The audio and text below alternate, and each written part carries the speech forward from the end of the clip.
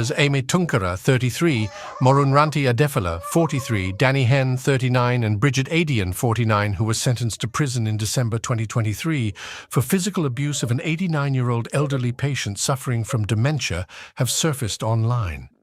In February 2020, the woman's family had secretly installed a camera and recorded footage over 4 days after noticing bruising on her arm. It showed the woman being handled roughly, hit with a pillow, and treated with a lack of dignity and respect. The woman, meanwhile, sadly passed away in October, with a police official saying she should not have spent any of her remaining years suffering such ill treatment. The footage, which was captured for over 4 days, showed the caregivers rough handling the 80. And welcome to Cannonball Diva Chronicles, where uplifting the downtrodden is our focus. The downtrodden in our story today is an 89-year-old UK resident who happened to have vascular dementia, who was in the care of 4 Nigerian nurses and was being abused. According to the news, she was being physically and verbally abused by these 4 Nigerian nurses who have received jail sentences ranging from 4 months to 6 months.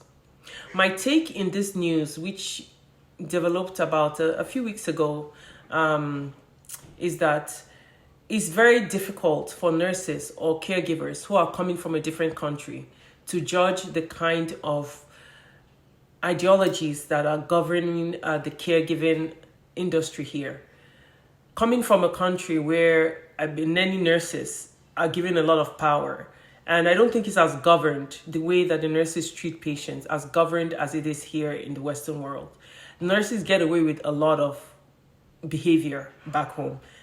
I have my own personal experiences of how nurses can talk to patients, and nobody monitors how they deal with their patients as much as they do in this part of the world. So a nurse can actually tell a patient off.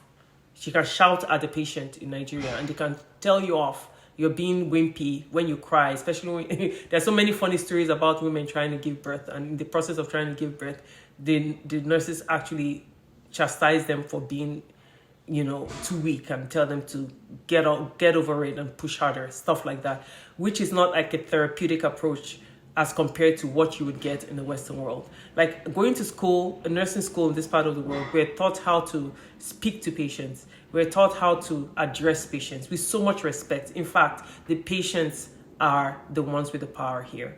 So you can't get away with addressing the patient anyhow you like without retribution or getting disciplined. So many nurses walk on eggshells here. You know that no matter how high you get in the medical profession in this part of the world, even when you're a doctor, you watch the way you talk to your patient. I have a personal experience which I want to address. I'm going to talk a little bit about it here, just to give you an idea of, there are different ideologies. And the ideology that's here is that if you do not know your right as a patient, you can also get stepped on. I got stepped on while I was very young. When I had my first baby, I was about 22 years old. I was a young bride. I'd gotten married. My first child was supposed to be a baby girl. I ended up having 4 boys, beautiful boys after that. But my first baby was a baby girl. And I'm going to tell you the story about the trauma of what I went through in the hands of doctors and the trauma that I went through in the hands of the nurses there. I was not a nurse then. I didn't know my rights. And the reason I'm telling this story is that anybody can be a downtrodden if you do not know your rights or if you're compromised, just like this 89-year-old woman was. She was 89 and had vascular dementia, so she could not protect herself because she had lost her speech, her ability to speak. She couldn't speak.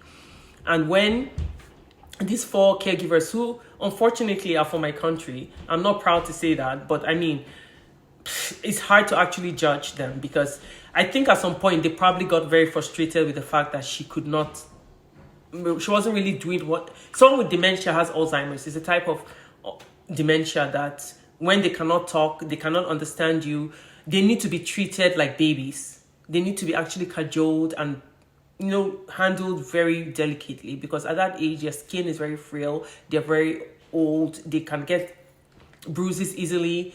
They are very distraught very easily. They're just like babies. They degenerate to being like babies when they have dementia most times. So it is very important for the caregivers to treat them with kid gloves. Treat them, in other words, with more love, more affection, and a lot of patience. Truckloads of patience. You cannot be a caregiver, a personal support worker, and not have love and affection, because you'll get easily frustrated. And for those that have the misconception that when they're coming from a different country, like coming from a different, like an African country, for example, I've heard about how caregivers make a lot of money. Many of them are coming in for that reason. They're coming in to make the money because obviously they have their bills to pay and they have people back home depending on them. So they're coming in with that belief and idea that they're going to make a truckload of money, forgetting the fact that every single day they have to go in with compassion. They have to go in as a compassionate human being dealing with another human being, providing love, care, and affection, almost as if this person is a family member. Like what you would want your family member to experience is what you would actually try your best to give back to this person that you're caring for. Many people don't come in with that kind of idea. They come in with the idea of, it's a job, I'm just going to do it. It's very, very delicate. It's a delicate job that could get you in a lot of trouble, which happened to be the case with these 4 individuals who got jail sentences ranging from 4 months to 6 months. A lot of people are saying on social media that it wasn't enough. A lot of people are outraged and angry that they feel these 4 Nigerians have gotten away with a lot, that the 6 months was not enough. And their ages range between the ages of 34 and I believe 43, if I'm not mistaken, or 49, sorry. The oldest I believe was 49 years old. So I'm not going to mention their names here because I try to address every single story I have with some empathy, because like I said, we have all seen and fallen short of the glory of God. Nobody on this earth is perfect. So I don't want to come down hard on them, even though I know in my heart and I believe that what they did was wrong. Because I believe I was an RPN at some point, and I know the kind of patience it takes to take care of someone that can answer and can understand and can respond. And it takes a lot of love, cajoling, waiting for them to be ready. When you have like 10 patients to take care of, for example, and you have to wash all of them, and one of them is keeping you in the room there because they're saying no, and you know that you cannot leave your job or your assignment undone, because then you get reported to the manager and then you could get fired. And many of them are trying to protect their jobs by wanting to do everything that they have been employed to do before the end of the shift. If you're given, for example, 12 hours to do your work, and you're given, sometimes they have up to 15 patients to wash, and one person is not washed, or maybe their diaper is still there, for example, they were not washed, and you are leaving the unit. You can't leave the unit, or you cannot give report to the incoming caregiver with a patient that is not washed. You'll get in trouble. It's unheard of, except you want to lose your job. So many of them are with that mindset. They want to finish their job. And if one patient that has dementia, for example, is saying no and hitting at them and saying, in a nursing home environment, where they have this many amount of patients to care for, their quota of patients to care for that day. In this case, it was different because I believe this was a house. This was a private home. And the daughter and the son had employed these 4 Nigerians. I don't know why there were 4 at the same time caring for this frail elderly lady who was 89 years old and who couldn't speak because of her vascular dementia. And they are shown a video, which I'll try to attach at the end of my taping, of how they had lifted her, I believe, her leg up to force her to take care. I mean, she was lying down. They were trying to pull her to take care. I mean, they were just being rough with her. Generally, they didn't know that the family members had noticed that their mother had some bruising, and she had become very aggressive with them over a period of time, and they had become suspicious that their mother's behavior had changed, and they had a sneaking suspicion that it was because she was being maltreated, and they had left a video in the house to record these caregivers and caught them doing this, treating their mother in this rough, manhandling their mother, in other words. And they had taken the video to the police, and the police had, put these charges on them, and they had gone to court, and at that point they had been sentenced. That 4 to 6 month sentence, because they had different, I guess, duration of the sentences was different for all of them. So it's very important for those who are coming to the caregiving industry to realize that it's not a money-making scheme. You have to come in with that mindset that you love people, you care for people, You want them to be better. You are able to look at them as if they are your own parent, for example, or you picture yourself while caring for a patient, for example. This could be my brother, this could be my sister, this could be my mother, this could be my father. I always go in with that ideology before I enter the patient's room. And I remember one somebody that's also in the social media, a blogger had also mentioned that she likes to look at the pictures, and I noted that the pictures in the in the patient's room as well, for those who are elderly, many of them have pictures on their walls. And when she said that, I smiled, because I always look at the pictures on the walls as well. The pictures on the walls, I'm very interested in videos and pictures of, I love to see people when they were younger and just look at them and see if there's any semblance of how they were before, and just picture them. When it's black and white, for example, the pictures are black and white, I always marvel and say, wow, look at them when they were young, when they were younger than me, for example, when they were my age, or look at the things they were doing. Some of them come from all walks of life. Some of them were very prosperous before. They had cottages in different parts of the world. Some of them traveled. You see them in different parts of the world going on vacation with their loved ones. So this picture says a story about them that makes you look at them differently and say, wow, this person lying on the bed now motionless was once a vibrant personality that had different aspects of their lives and had different things going for them. So they can't talk back, but you can even talk to the family members and talk about the pictures. Oh, where was this? Where was that? Like, I just love talking to people. And I mean, if you don't have that ability to want to interact and get to know your patient on a higher level, and to you it's just a numbers game of going in, doing your job, going to the next person, doing your job, at some point it will get to you. At some point you get frustrated, especially when the patient starts to make you slow down because they are not able to understand you and allow you to do your work, and then causing you to probably lose your job at the end of the day. So that's why I'm empathizing with them, because I know that they didn't go in with any malicious intent. Maybe they didn't go in with any malicious intent. It just that frustration of not being able to provide care to someone that cannot talk or respond that made them act that way, which is completely wrong.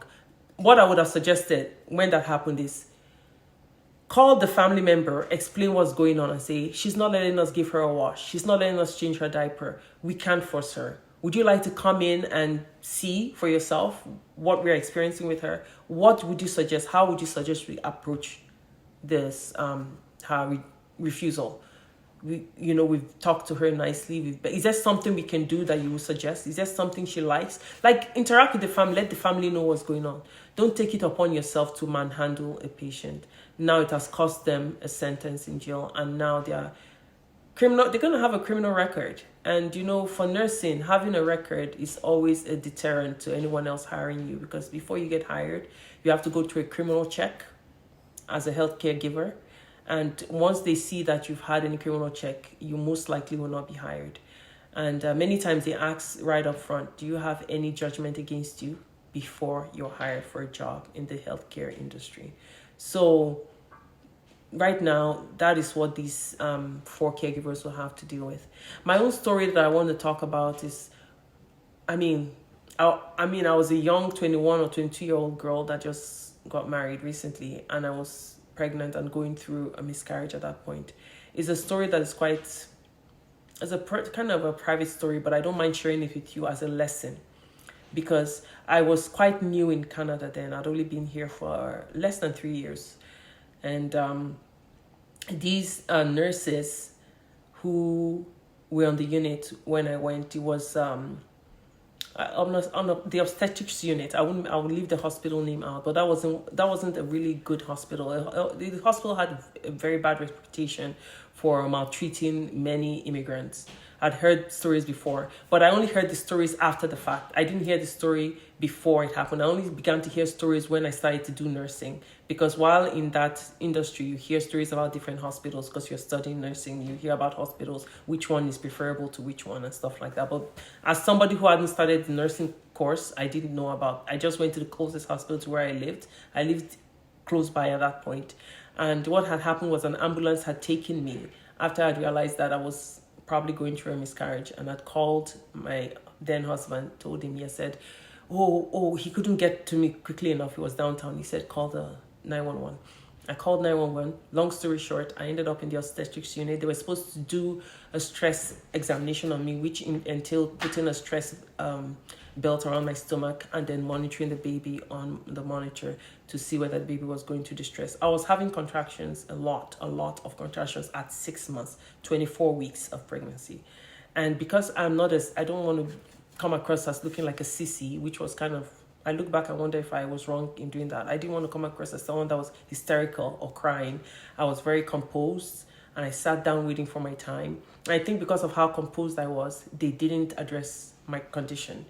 They kept me waiting for so long. I was there for easily 3 hours waiting. And I think the waiting escalated the condition I was in and made it even worse. So maybe a miscarriage was already on the way to happening, became a complete miscarriage by the time they addressed me, because I went to the desk and said, I've been here waiting for so long, I'm feeling a lot of pain and I'm feeling a lot of twisting down there and I don't know what's going on and that I don't know how much longer you guys need. And they had looked irritated at me and said, wow, they didn't know I was waiting that long. But at the end of the day, when the pain became excruciatingly bad and I started to cry, that is when they decided to attend to me. But by then, it had gotten too far along for them to, protect the pregnancy or to save the pregnancy, so to speak. Long story short, they called the doctor. The doctor then showed up. I'd been asking for the doctor for a while by then. By then, they wheeled me. When they eventually did the scan, they realized that my cervix had already dilated and I was already in the process of having the baby. It was very traumatic for me at 24 weeks because I was so naive. I didn't realize that I thought they could save it, my baby. So when they said, no, you're going to have to push they put me on the stretcher and telling me to push. I refused to. My husband wasn't there. I said, call him in. I was crying. The doctor said to me with the F word to me. He said the F word to me and said, would you effing push? There's no time to bring anybody here. I said, no, I was crying, get him here, because I was traumatized, because I didn't realize that it would get to the point of me having to actually have a baby at 24 weeks. It's 24 weeks. So I'd refused. But after the nurses, there were about 4 nurses, I remember clearly, 2 on each side, and the doctor at the head of the stretcher had screamed at me with no compassion, no empathy, with his eyes wide, and they opened my legs and told me, I'm just saying all of this to let you know that if you do not know your rights, things like this can happen to you. So talking about the woman now, 89-year-old woman that went through this trauma, somebody that's not 89 can also experience similar, if not similar, but trauma as well. Let's not compare the kinds of trauma that we went through, but if you do not know your rights, because these nurses, I remember very well, had gripped the side of the stretcher and had mistakenly gripped the hand of one of the nurses who had a hand on the side of the stretcher, and she pulled her hand back and said, don't effing squeeze my hand. I remember that very clearly, because in the midst of me being very afraid, very, very distraught, very scared that they were asking me to push at 24 weeks. I left the house thinking they were going to save the baby. They were going to do everything but because they waited so long, it was too late. And now this person is effing me, telling me F this and F that and F. So I was feeling so like, at one point I was feeling unloved. I was feeling attacked. At the same time, I was feeling, after this happened, because I had to push, and then I had obviously the baby, they said, because of, the not being I remember that word, surfactant, not being enough. It's like the lubricant around the lung fields of the baby wasn't enough to cause the contraction and the collapse of the lungs. The lungs is supposed to expand and relax naturally, but there was not enough. That liquid and that fluid was not enough, because baby wasn't developed enough to have enough of it. And when the baby had tried to breathe, the lungs had expanded and then it just collapsed into itself, and that was it. That was just one breath before the baby died. So that was it. I had to deliver a stillbirth. So you can imagine me at that age staring at the baby in shock, and I was traumatized. It took me years, I would say over 10 years, to get over that experience. And that's one of the reasons I decided to study nursing, because I told myself never in my life again would I let somebody have that kind of power over me. and do whatever. Because if I was a nurse in that position, they wouldn't have treated me that way. That's what I thought. When I went to nursing school and they asked us why we decided to study nursing, this is the story that I told. I told them I started studying nursing. I became an RPN first. I became one at the age of 23 because right after that I went to school. Nursing then was that RPN was 1 year. I went through summer. I studied it through summer, so I didn't have to. It didn't have to become 1.5 years. I studied the nursing course and finished it in 1 year. And then I wanted to see if I would like it. And then after doing the RPN and working for about 2-3 years, I went and did my RN degree in York University. And then I got my master's afterwards, which was not too long ago, as a nurse practitioner. So you see, I decided that I didn't want anybody to have that kind of power over me, where they would talk to me in that way, make me feel less than human, make me feel in that position that I was already, losing something so precious to me. And to think that after that, I never had a daughter. I ended up with 4 boys with whom I love dearly. But the fact that it would have been nice also to have that daughter, I lost that girl because of their negligence, which is what I think. And for many years, I wished I could go back and sue those doctors. I even thought about it. I thought I would call and get my records and actually sue. But by then, years had passed. I wished I had the knowledge that I had as a nurse, knowing my rights and being able to stand up from that situation and immediately turn around and sue the doctor and sue those the nurses didn't really do a lot, but they were just not empathetic. They yelled at me in the midst of my need, but the doctor using that F word and not letting my husband come in with me, that was my right for him to be there to comfort me, because that was our baby. But he refused. He didn't have a right to refuse. So those little things left a bad taste in my mouth, and I wished I could actually do something to get him to listen to how I felt he treated me. So that is it. I know that many people out there are going through similar, you feel like your rights are being taken from you in the healthcare industry, where you go into the hospital expecting to be loved and listened to, and nobody's there for you to speak for you. Well, these family members decided to speak up for their 89-year-old mother by suing the 4 caregivers. And it's unfortunate that they had to learn the hard way, because I'm sure if they knew that there was a video recording them, they wouldn't have behaved so harshly. It's important that we treat each other with love, show each other love and compassion, whether we believe we are being watched or not, because that is the essence of integrity, love and compassion that we're asked to show each other on this earth.